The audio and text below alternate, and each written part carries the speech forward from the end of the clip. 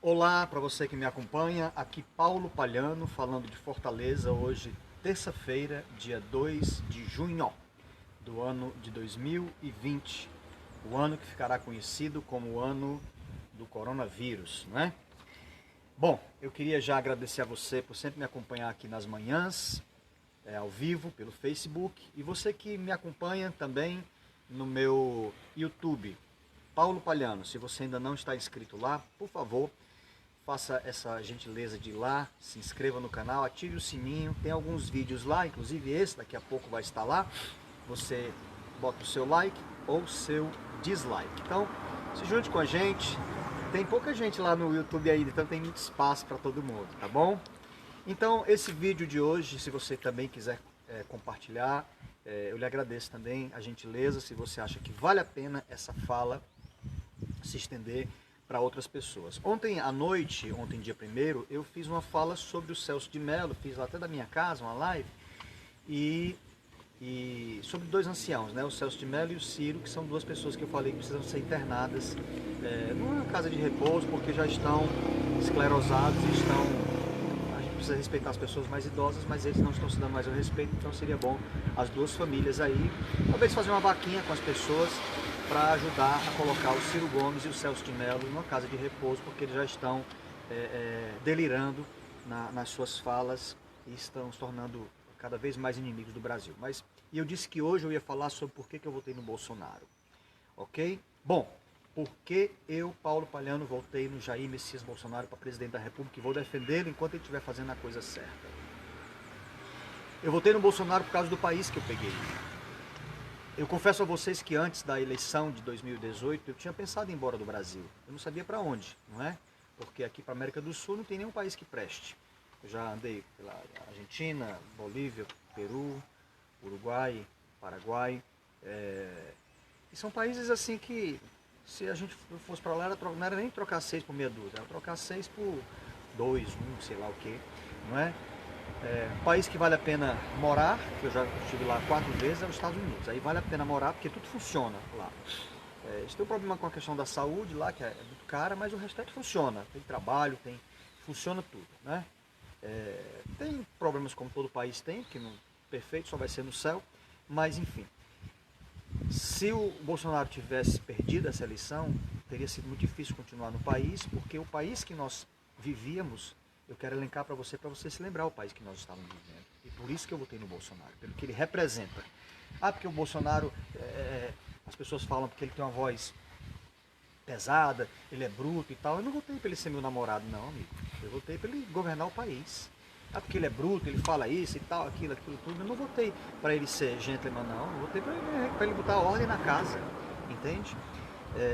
Porque ele tem um negócio dos filhos dele. Eu também tenho meus filhos, não é? Eu também tenho um negócio com os meus filhos também, tá certo? Eu acho que você também tem. Então acabar com essa palhaçada de querer ficar dizendo que o Bolsonaro é o negócio dos filhos, essa bobagem, essa estupidez, essa cretinice das pessoas. Dizer o Bolsonaro é homofóbico, ele nunca foi. Você olha lá um vídeo ele aparteando o Clodovil, não é?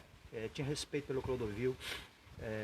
Tem inclusive homossexuais que apoiaram aí o Bolsonaro. Aí ele é nazista com a bandeira de Israel, amigo do Benjamin Netanyahu. Ele é racista com o Hélio Negrão, que é o melhor amigo dele, é um negão que está lá com ele, né? Enfim, acabar com essas palhaçadas. Um cara liso, não tem dinheiro, tem aposentadoria, porque 28 anos trabalhando também como deputado, tinha que ter a aposentadoria dele. Mas enfim, não quero falar sobre isso, nem vou defender o Bolsonaro. Mas que país nós tínhamos antes e por que eu votei no Bolsonaro? Nós tínhamos um país com a maior carga tributária do mundo. Chegamos a mais de 40% de tudo que nós trabalhávamos, produzíamos para a União.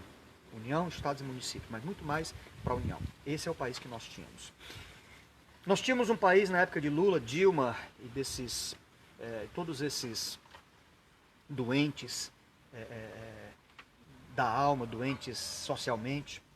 Nós tínhamos estatal para tudo. Pasmem vocês, nós tínhamos uma estatal federal para fazer camisinha.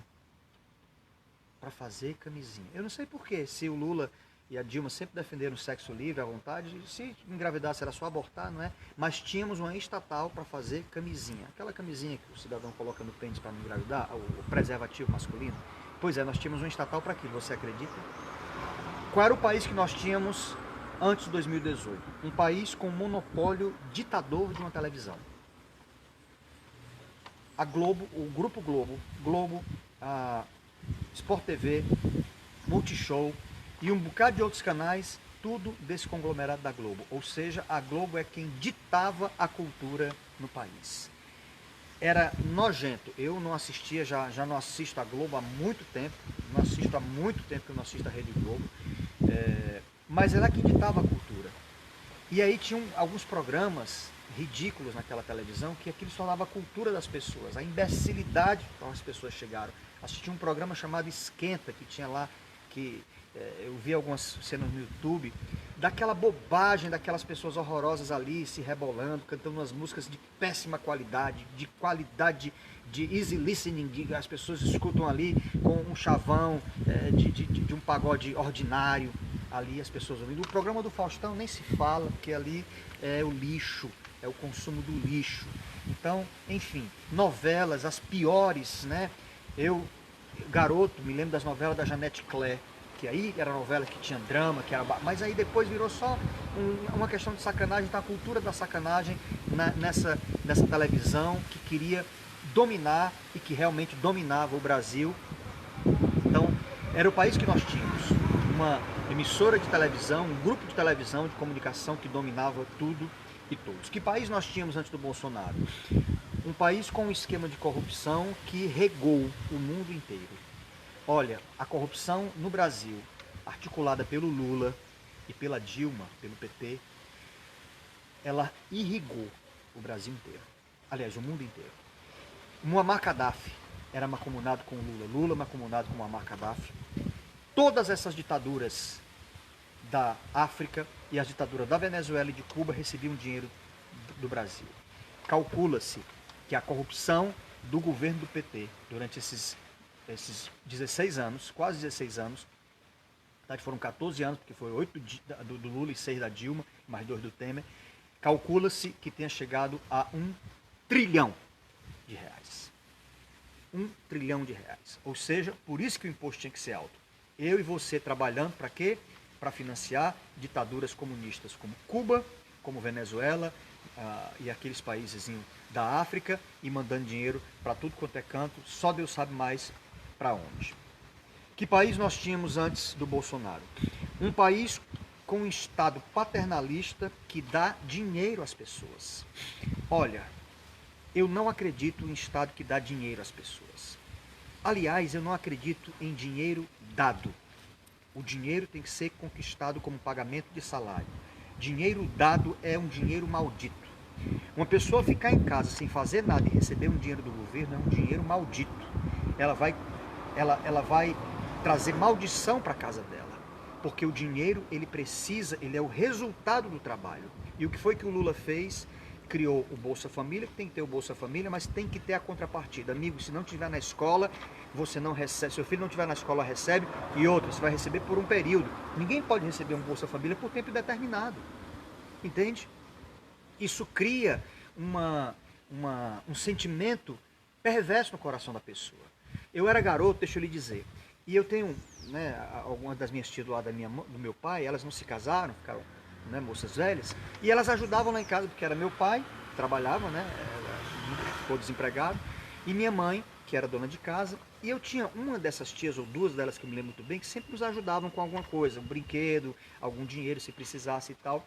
E teve uma vez que uma dessas minhas tias deixou de nos dar, aí numa data qualquer, que eu não me lembro qual era, eu era muito garoto, deixou de nos dar um presente, era um dinheiro, não me lembro exatamente o que era a grandeza. E a minha mãe ficou chateada. Ai, porque ela deixou de dar. E aí eu era garoto e chamei minha mãe e disse assim, mãe, a minha relação com a minha mãe é uma relação assim, né, com esses conflitos. Eu digo, mãe, ela não tem obrigação de nos dar. A obrigação daqui da nossa casa é nossa, não é dela. Ela não é minha mãe e não é meu pai, ela é apenas minha tia. E se ela me dá um presente ou dá um dinheiro para a senhora, é que ela dá voluntariamente, mas não conte com isso como orçamento. Entende? Porque se você pega um dinheiro que não é seu, por exemplo, você tem uma tia, um tio que lhe dá um dinheiro, mês a mês, que não está no seu trabalho, e aí você pega esse dinheiro e coloca no seu orçamento, no dia que aquele dinheiro não vier, você vai dizer, ah, que tia suvina, que tia pão duro, essa que eu tenho. Portanto, estava vivendo um estado terrível, onde as pessoas trabalhavam e tinha muita gente na vagabundagem recebendo dinheiro do Estado. Esse era o Estado que nós tínhamos. Tanto que quando o Bolsonaro entrou, acabou um bocado, cortou-se um bocado de patife que estava recebendo dinheiro do Bolsa Família que não precisava. Qual era o país que nós tínhamos antes de 2018, e eu estou aqui falando de por que eu votei no Bolsonaro. Nós tínhamos um país com um discurso moral e imoral. Já era insuportável. Era insuportável. Eu sou pastor, para quem não sabe, e na minha congregação, eu tinha pessoas que já estavam defendendo a imoralidade do Estado. Por exemplo, a ideologia de gênero. A ideologia de gênero é uma coisa do inferno. Tá certo? Eu quero dizer a você, amigo, essa coisa de homofóbico, não sei o que e tal. Eu quero dizer a você o seguinte: você é homossexual, você é homem, você gosta de homem, é um direito seu. Se é mulher, você gosta de mulher, é um direito seu. Agora é seu, faça lá no seu quarto, na sua camarinha. Entendeu? Não queira coletivizar aquilo. Entendeu? É seu direito se você quiser. Eu quero. O que é seu, você dá para quem você quiser. Só não tente coletivizar e nem levar as crianças. E a única pessoa que eu via brigando contra a ideologia de gênero, que queria entrar nas escolas para as crianças, quem era? O Jair Messias Bolsonaro. Então é o seguinte, amigo, você é homofóbico, você pode dizer o que você quiser. Agora eu penso o seguinte: você é seu, você quer dar? Quer dar para outro? Você é homem, quer dar para outro homem? Problema seu, vá lá para um quarto, pague um motel e vá lá para o cara. Faça o que você quiser com o cara. Só que aquilo ali é seu.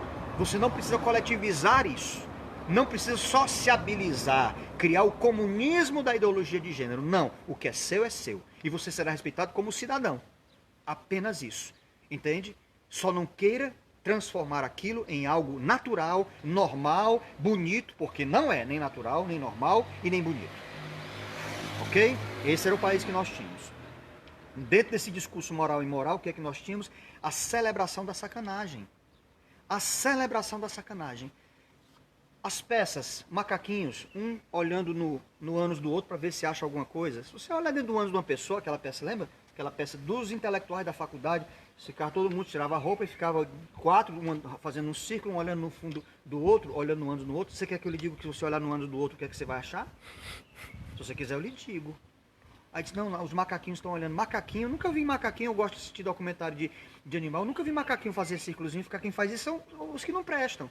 Entendeu? Aí a peça, eu e tu, já viu essa peça horrorosa? Não veja não. Aí tava lá o Lula com aquela Glaze Hoffman, né? Aquela moça é Nelson Rodriguiano, é bonitinha, mas é ordinária. Aí estavam lá eles dois sentados, dois machos chegando, eu e tu, olha a peça. Dois machos se beijando, um se esfregando no outro. Pra que aquilo? Então a celebração da sacanagem, esse povo indo pra rua pra celebrar a sacanagem. Dizendo que Jesus é bicha, que Jesus é gay, que Jesus é Jesus é travesti, fazendo coro e tal. Essa celebração, era isso que nós estávamos vivendo. E pior que tinha gente da igreja cristã aplaudindo esse tipo de patifaria. E quem é que eu via falando contra isso? Jair Messias Bolsonaro. A destruição da família. A destruição da família. Pessoas dizendo, não, a família não é mais como um amigo meu. Outro dia foi numa igreja e disse que chegou lá, pastor pregando e tal, e dois rapazinhos agarradinhos ali, abraçadinhos como se fosse um casalzinho e tal. Daqui a pouco o pastor vai fazer o casamento deles. Aí é o seguinte, amigo, a igreja é de uma tradição judaico-cristã. Então respeite, entendeu? Se o Estado quiser fazer seu casamento, é questão do Estado, entendeu? Mas dentro da igreja não. Então começou a se fazer o quê? A se destruir a família, porque é importante para o comunismo que a família esteja destruída, porque pessoas que não têm vínculos familiares, elas não têm força. Entende? O que dá... Por que esse pessoal que está na rua, esse pessoal de verde e amarelo, vão com as famílias? As famílias não foram, o cara quer defender a família dele. Então, a história de anarquizar a família, pai, mãe e a prole, é para quê? Para enfraquecer o cidadão. Assim como tirar as armas do cidadão é para enfraquecer o cidadão e fortalecer o Estado. O que era mais que nós tínhamos nesse discurso moral e imoral? A liberação das drogas. Aquele freixo, ele deve ser freixado.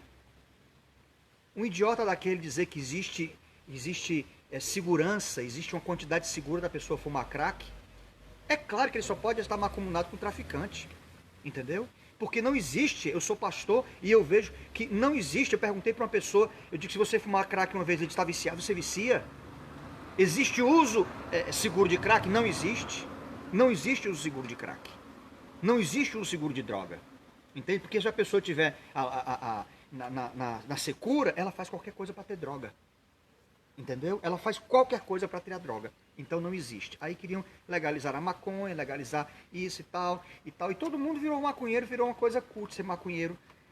Como é ilegal, quem está fazendo isso está financiando o tráfico de drogas e está financiando o crime organizado. E o que mais que nós tínhamos dentro desse discurso moral e imoral, antes de 2018? A regulamentação do aborto. O Estado pagando para a pessoa abortar. Entende? Né? Meu corpo, minhas regras. Por que eu não uso máscara? Eu só uso máscara quando eu vou no estabelecimento que cretinamente tem lá dizendo use máscara. Eu não uso máscara por quê? Meu corpo, minhas regras. Ah, você tem que se preocupar com o outro. Ah, é? E você que defende o aborto, que não se preocupa com a criança que está lá dentro? Quer dizer que a mãe que fez lá o que fez e engravidou, que não teve a decência de usar pelo menos uma camisinha dessa que o Estado dava quando tinha a estatal, aí ela perdeu lá porque quis fazer sem o preservativo, engravidou e faz o quê? Mata uma vida. Aí agora eu sou obrigado a máscara porque tem outra vida do meu lado e eu tenho que preocupar com essa vida? Não, meu corpo, minhas regras, percebe? Enfim, então esse era o discurso que nós tínhamos, esse era o país que nós tínhamos. E, por último, qual era o país que nós tínhamos? Um país com uma Suprema Corte corrompida. Aquela pocilga, lugar de porco. Não, lugar de porco não, porque os porcos a gente ainda ali abate para comer, ali não dá nem para comer. Aquele povo ali, nem abutre vai comer aquela carne daquele pessoa, daqueles 11 que ali estão. Preste atenção, aquela Suprema Corte, 5 ministros indicados pela Dilma. Pelo amor de Jesus Cristo, me responda. A Dilma tem condição de escolher alguma coisa que preste? Uma pessoa que não sabe fazer uma oração, uma frase que tenha sujeito, predicado, verbo, que ela não sabe fazer um conceito, ela não consegue. Uma pessoa que quer estocar ventre, uma pessoa que saúda a mandioca, uma pessoa que diz que com aquela bola de látex nós nos tornamos homo sapiens e mulheres sapiens.